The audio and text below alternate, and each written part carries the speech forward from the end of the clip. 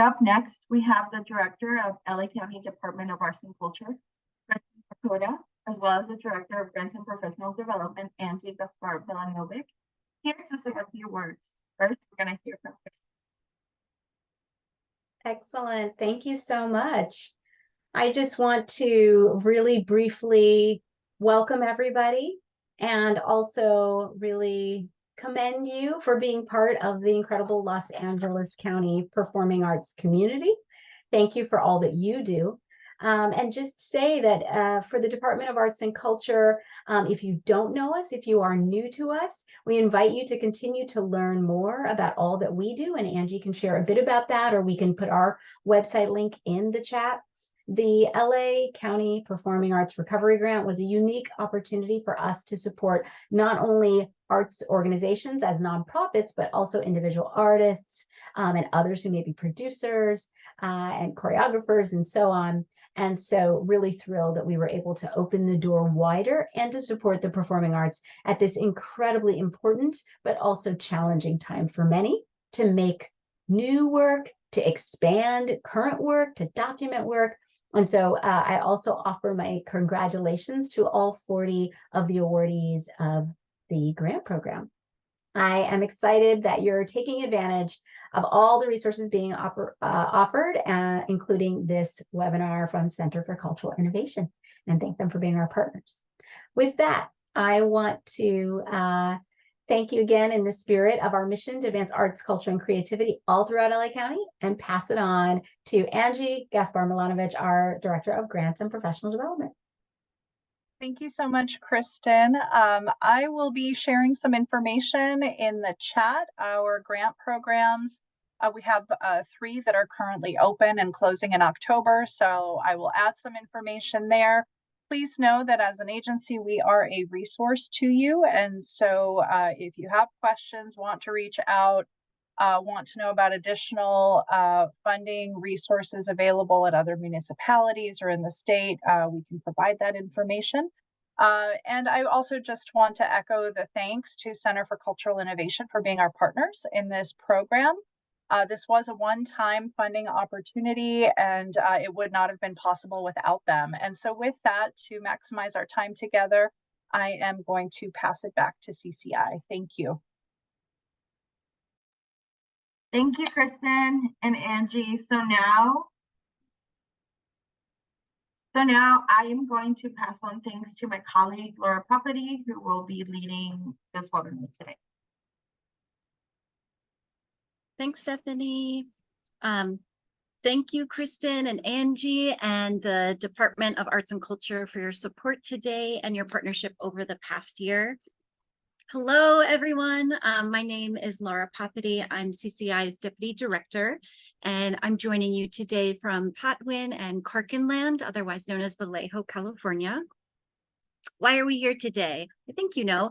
It's because we're going to offer some grant writing tips and techniques. Some of you may be seasoned grant writers and others may be new grant seekers. Whatever your level of experience, we hope that today's presentation provides some tangible steps for strengthening your grant applications, or at least reinforces the practices that you already employ. And let's go to the next slide. So before we get into it, let's name a few things. First, grant writing is a practice, like your own individual artistic practice or those that you shepherd through your organization. Grant writing is a craft that is developed over time. And to strengthen your grant writing muscles, you need to exercise them, right? And you need to do that frequently. So that means applying for opportunities and not giving up if and when you're declined for funding. Next. I think you know that the LA County Performing Arts Recovery Grant was competitive. You're probably already aware that we received 506 applications and only 40 awards were made. So that was about an 8% acceptance rate.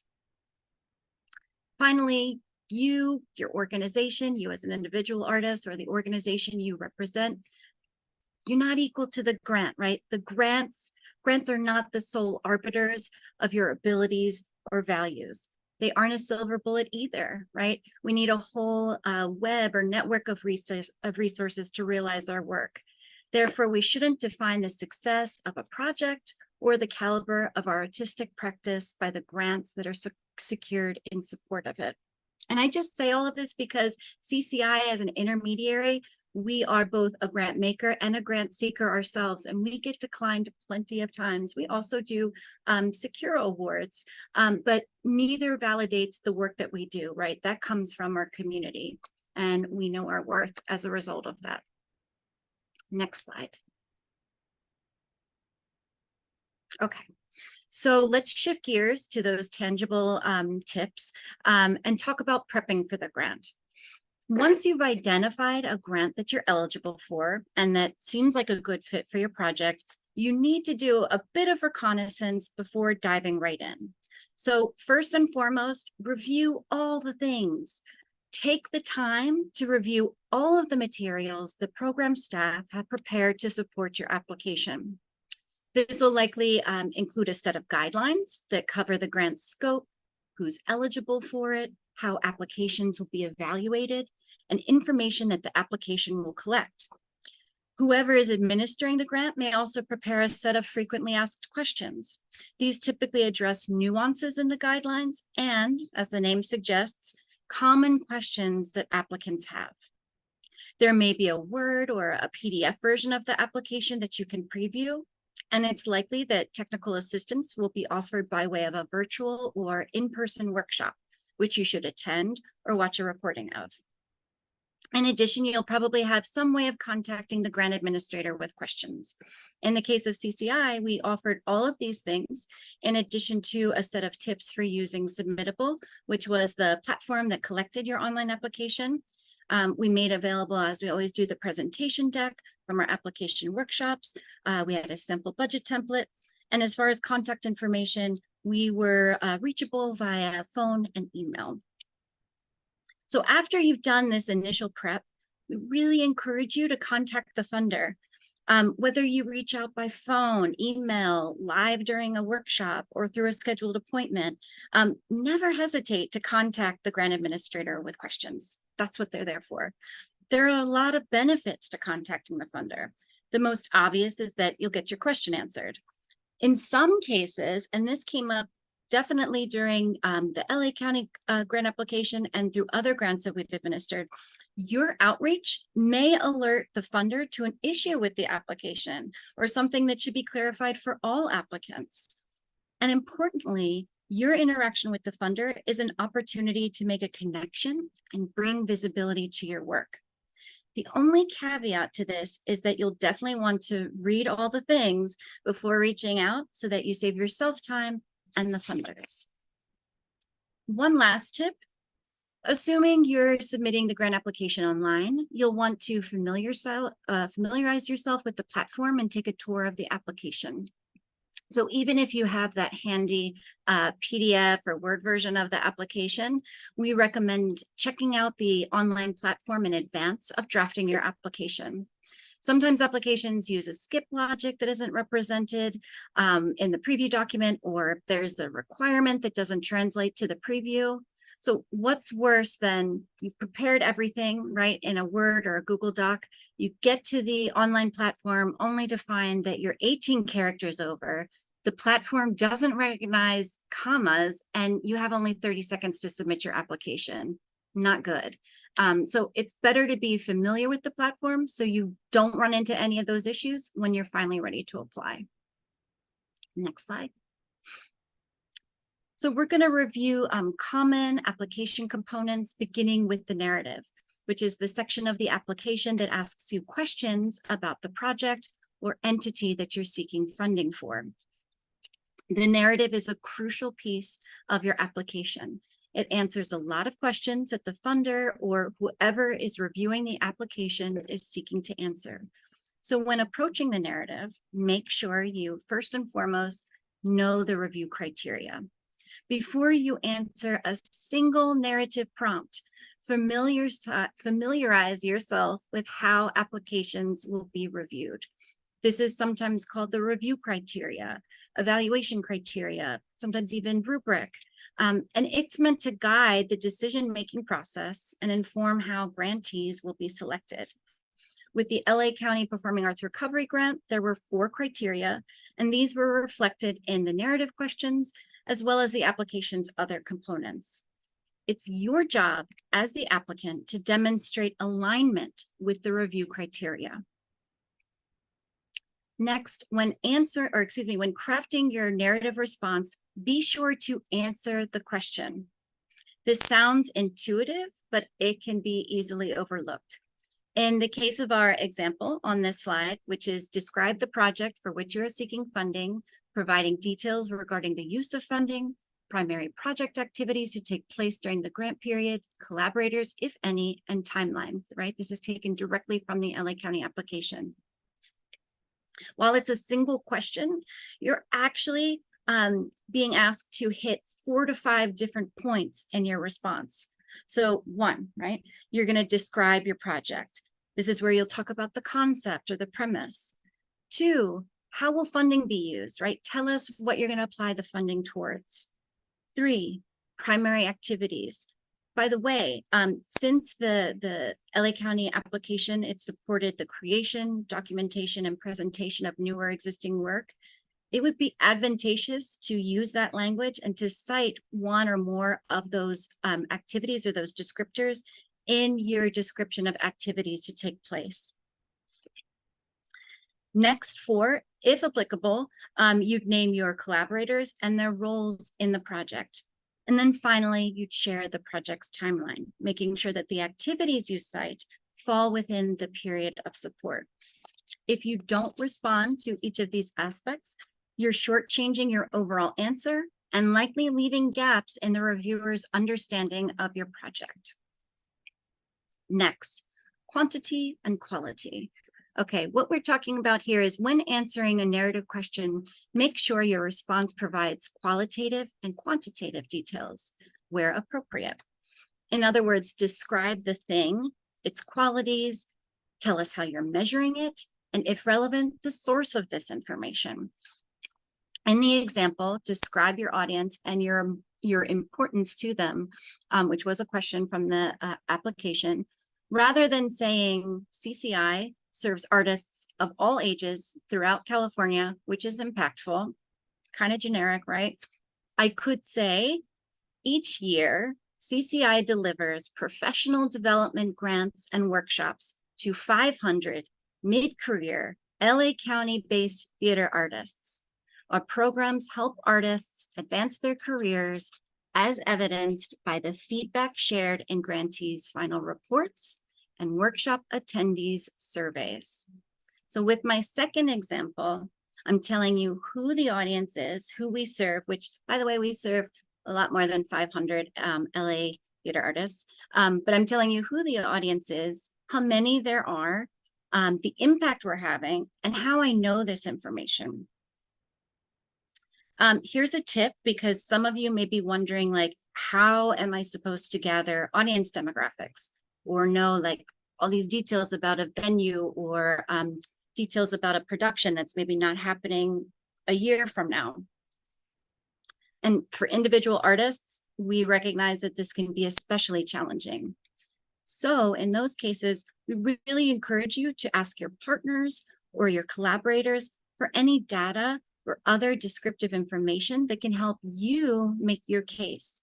So as an example, let's say I've written and I'm premiering my long-awaited one-woman show at XYZ Theater in Los Angeles. As an individual artist, I've been busy with rewrites, rehearsals, design meetings, etc. So I'm going to lean on XYZ Theater for descriptive and measurable data that can help me make funding pitches. So I might ask them, what are your audience demographics? How many tickets were purchased for this show? How many people attended? What were their zip codes?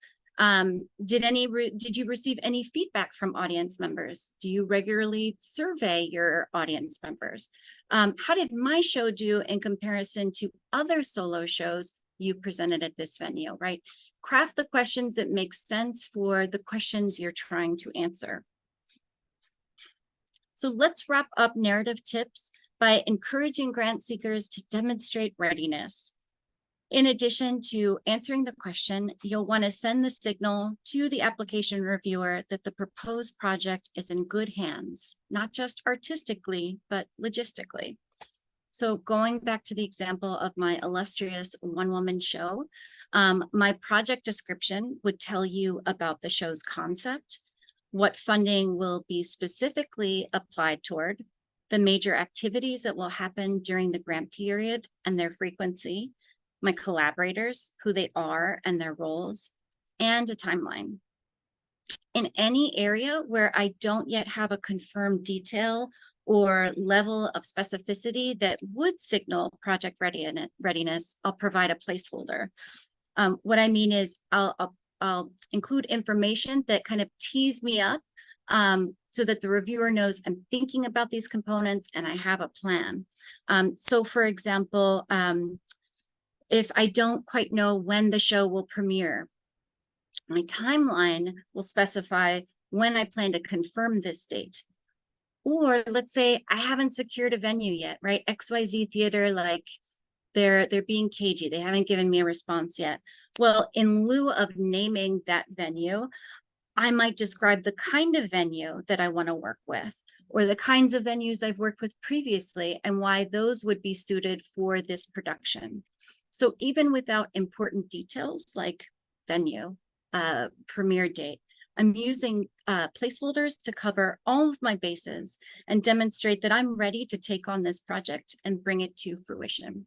And you can apply that same logic to all sorts of components, the kind of collaborators you would want to work with, the kinds of designers, how, when you might confirm other details that are necessary to realizing your project. And we can go to the next slide. Okay, the budget. So first, let's just cover your basic budget components. First, you'll have your income section. And your income section is probably going to, or could include your contributed revenue, right? Any donations, grants, sponsorships, personal contributions, or crowdfunding, let's say, those sources of income. You might have earned revenue, ticket sales, merchandise and product sales, memberships. You may also have in-kind income. So that would represent goods and services that are contributed as opposed to cash, direct cash payments. And let's actually give an example to that.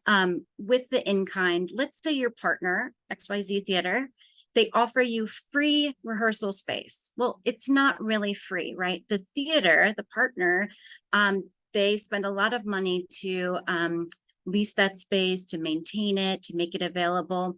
So you'll want to figure out what the value of that in-kind contribution is. You'll want to include that in the income, and then you'll want to also include it as an expense line item, right? You're going to put rehearsal space in the expense section, whatever that value is, and the two should cancel each other out.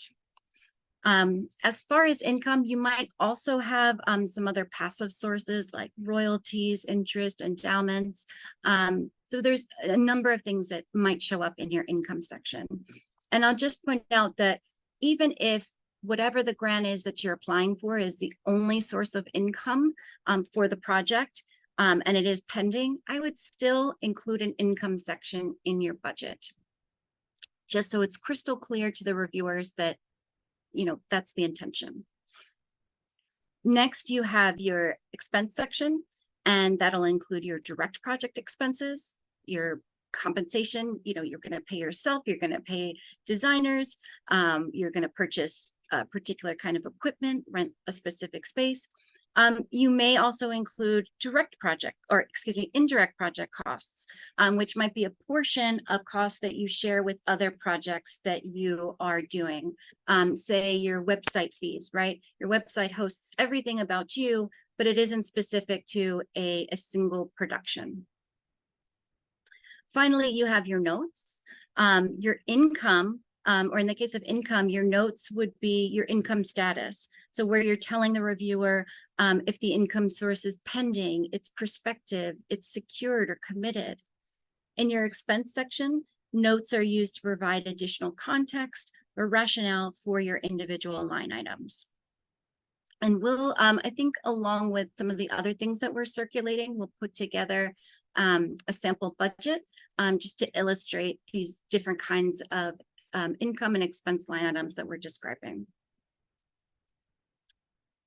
So our next tip is budget tips, or excuse me, budget notes equal precious real estate.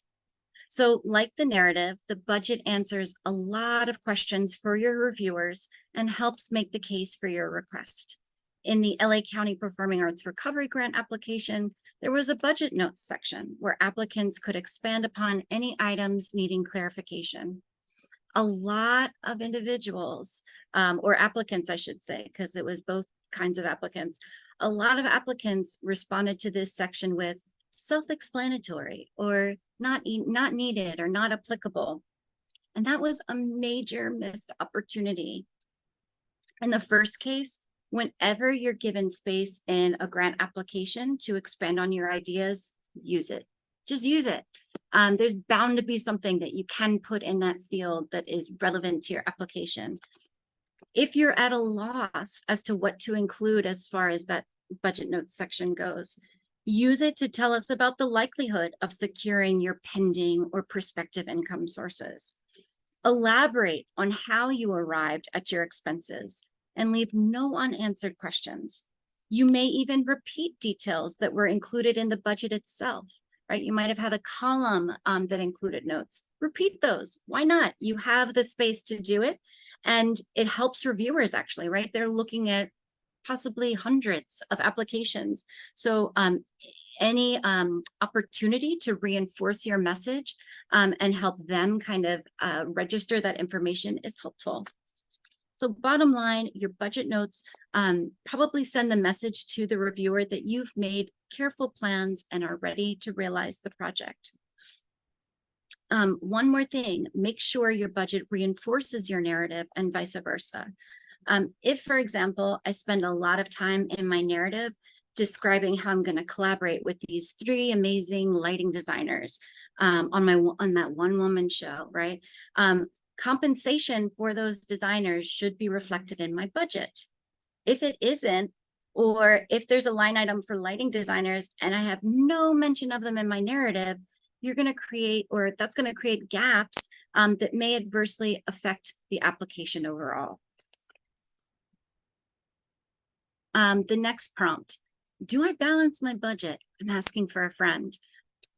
When learning how to budget, the conventional wisdom is to balance a project's income with its expenses.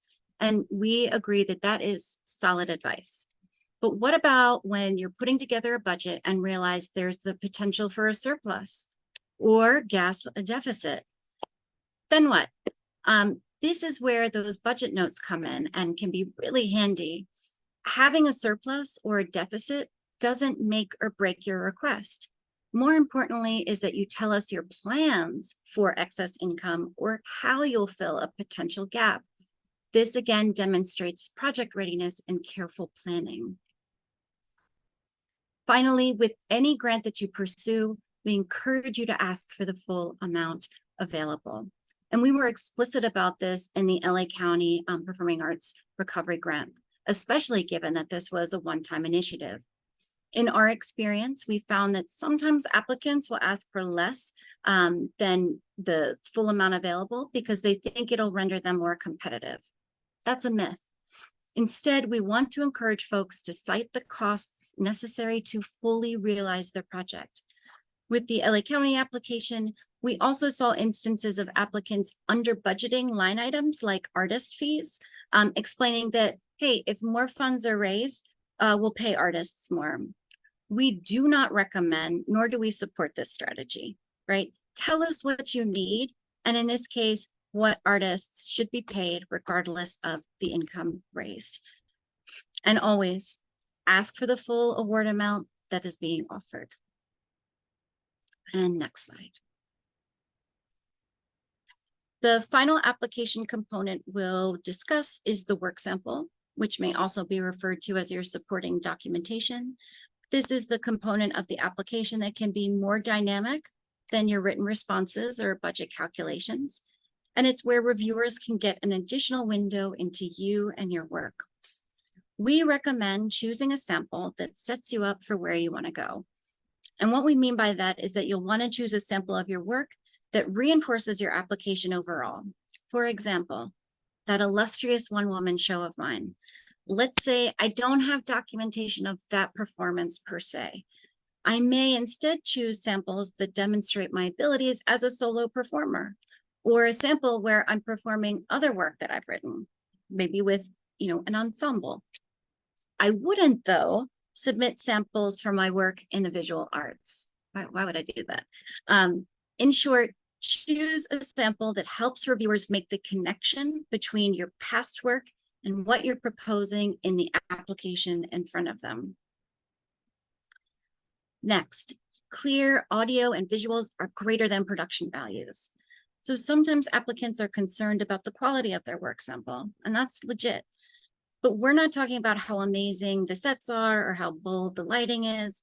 Rather, we want to emphasize that your priority is to ensure that the audio and the visibility of your sample are clear. Because if the viewer can't hear or see what's happening, your production values are meaningless. Next, when in doubt, choose video. When panelists are reviewing tons and tons of applications, video work samples will almost always fare better than audio or text-based ones. They're just more dynamic. I don't know what more to say about that, but the combination of seeing the person, hearing them, those aspects combined are just much more compelling than hearing an audio recording or reading a text-based sample, or say a sample that's got promotional materials or some other kind of ephemera. Next is skip the credits, right? For your sample, start at a bold, poignant, or exciting moment in your sample so as to instantly grab the reviewer's attention, and then end your sample at a moment where the reviewer is ideally left wanting to see more. So for this reason, we recommend preparing samples with continuous footage and not promotional reels. We know it's tempting to showcase all of the exciting moments from a production, but reviewers often glean more from a sample with continuity than one that's more of a montage. And finally, show your work.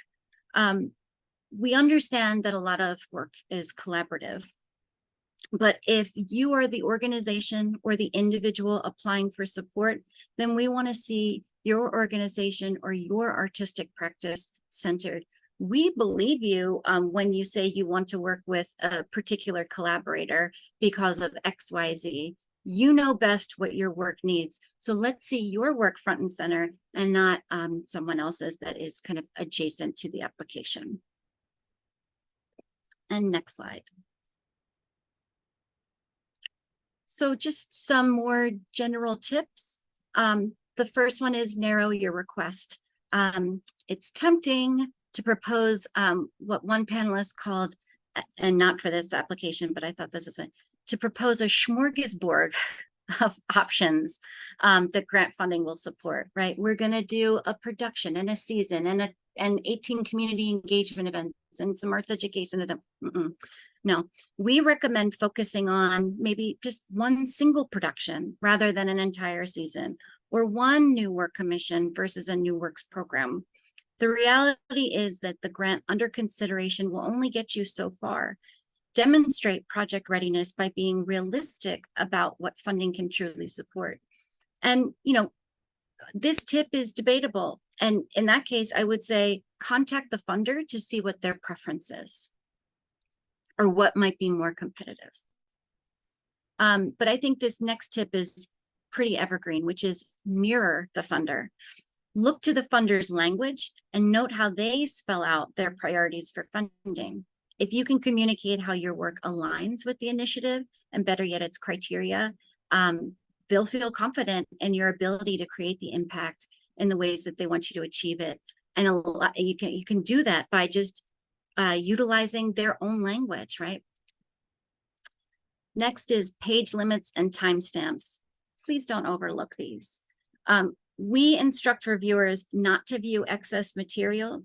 So you won't have a competitive advantage if you go beyond what's allowable, right? If we say, please only submit a 2-page resume and you submit an 18-page one, we're only going to look at what's on those first 2 pages. Similarly, with timestamps, we don't make people or make it a requirement for folks to upload just a segment of a work sample, right? You can include the instructions, playback instructions. Just make sure you include them, because otherwise we'll just default to the first few minutes of the sample.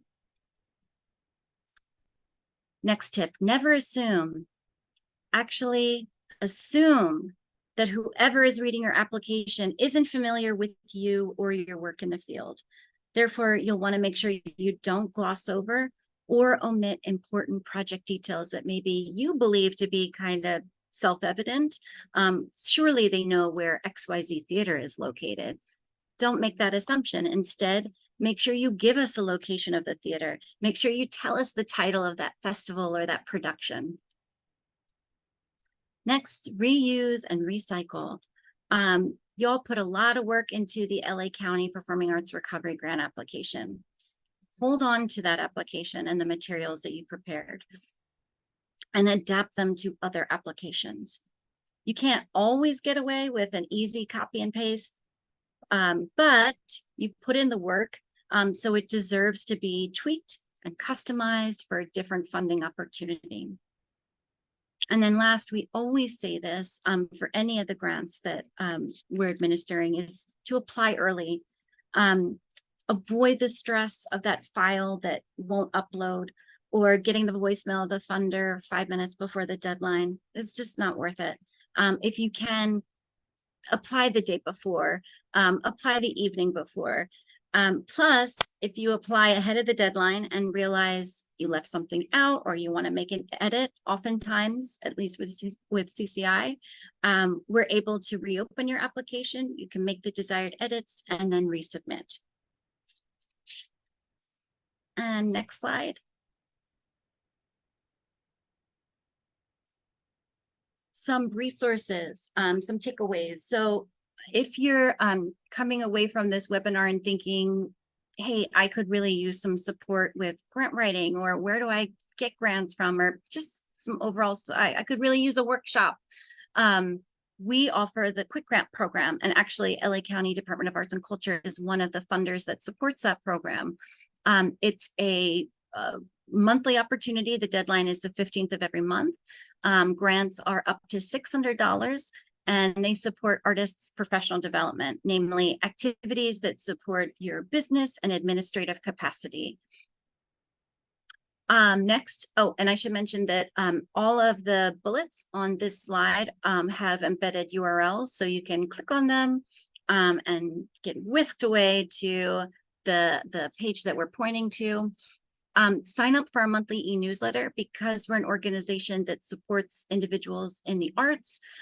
We promote the opportunities of other organizations, other providers that have resources and opportunities for individual artists. We also announce all of our own opportunities through our monthly e-newsletter.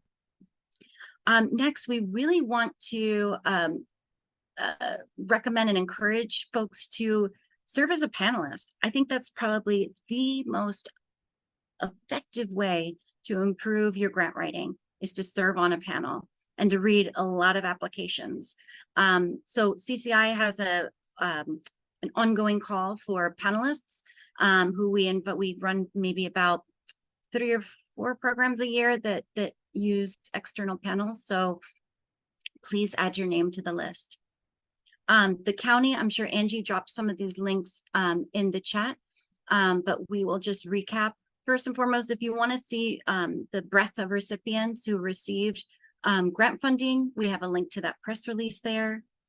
The county also offers the Digital Resource Center, which includes safety protocols, funding opportunities, and arts education resources. They too have a monthly e-newsletter that is just full of information that is applicable to you and things that you're wanting to get more information around. They also are constantly looking for panelists and have an outlet on their website to apply for a few different programs. You can nominate yourself and I think up to 3 additional people. And then they also have a list that's updated every year of vetted professional development providers. So if you don't quite know where to go to get that grant writing support, there might be a provider on that list, and you can start there. Some additional resources that you're probably familiar with already, the California Arts Council, they promote various grants, employment in the arts, workshops. They also invite panelists from around the state. I think their call for panelists is closed for 2023, but it's an annual call that they make. Y'all are probably familiar with the LA Culture Net listserv. It's a great resource. We've listed the LA Department of Cultural Affairs there. It's just for the city of Los Angeles, but it's just a placeholder for y'all to look into your local arts agency. So if you're in the city of West Hollywood, if you're in Pasadena, wherever you are in the county, look to your local arts agency for opportunities that might be able to support you. And then finally, CCI is a statewide organization. About half of our staff is in Southern California and half of us are up in Northern California. And we like this resource, the YBCA, Yerba Buena Center for the Arts, Artist Power Center. It lists a lot of grants, employment opportunities, workshops, mostly based in Northern California, but also some statewide ones. They also do articles from time to time just about artists' needs and supports. So with that, that's the end of our presentation. If any questions came in, we can address those. And I will turn it over to Stephanie to help guide us.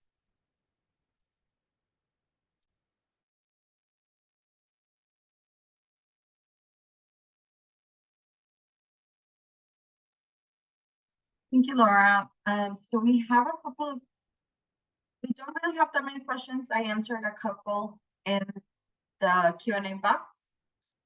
Someone did ask, does serving as a panelist lower your capacity to apply for a grant because you have worked with the agency? It depends on the agency. We have had panels in the past where a person is served and then maybe a year later they apply for the same program. But we always use different panelists, so it's not like they would have known that that person served. I think it's just serving as a panelist is a really good professional development experience. Each funder will probably have their own guidelines for if and when you can apply to that opportunity.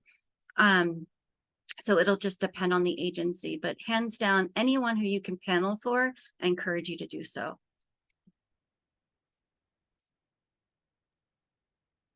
Okay, and then a follow-up question to that. If we wanted to be part of a panel, does that mean we cannot apply to that grant? It depends on the agency. I'll give a personal example, which was I served on a panel for the California Arts Council in 2020, and it was for a particular program, and CCI had also submitted an application to that program. So in that case, I recused myself, of course, from review of CCI's application, and my peer reviewers, my fellow panelists, reviewed it isolated from me. But it just depends on the agency and their protocol. If I could just offer for LA County Department of Arts and Culture, if you have an application in the pool, say you're applying to OGP, you cannot serve as a panelist for OGP that year. You can't recuse yourself, but you could apply to serve on our CIAG panel or a different grant program. So we have a very hard and fast rule that if you have an application in a pool, you absolutely cannot serve as a panelist. But what we also see is sometimes in preparation for an application, like you find out about the opportunity, you're not going to be able to get everything together this year. There's some additional pieces.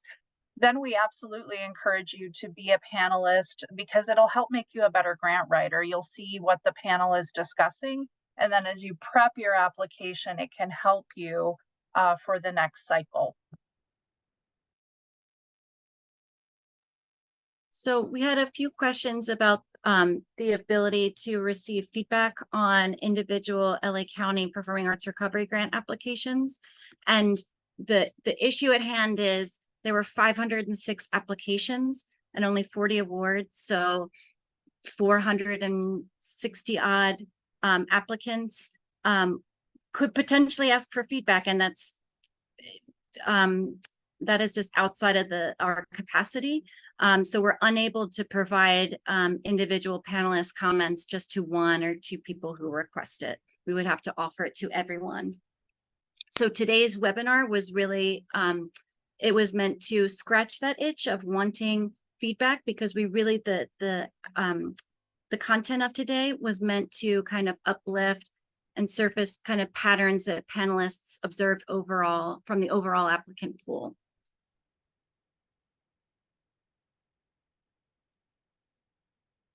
Those are all the questions we have, Laura. Okay.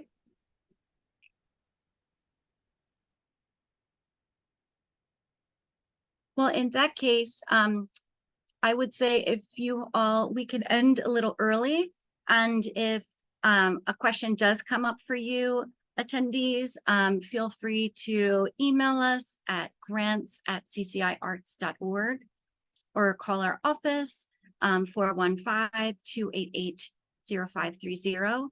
You can also access your originally submitted application through your submittable account.